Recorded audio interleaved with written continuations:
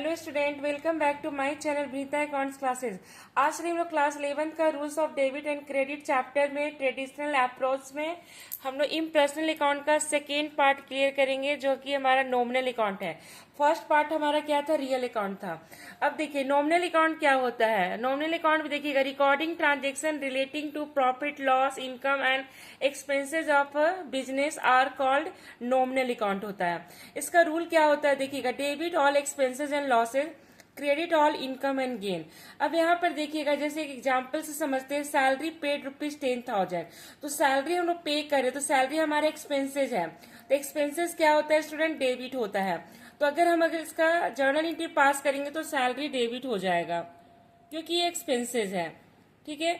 उसके बाद यहाँ पर देखिएगा कैश है। कैश हमारा क्या हो रहा है? गोज आउट हो रहा है। ये हमारा रियल अकाउंट है। तो रियल अकाउंट का रूल होता है debit what comes in, credit what goes out.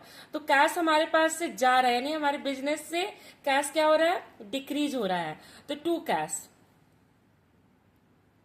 इस तरह से हमारा जर्नल एंट्री बनेगा।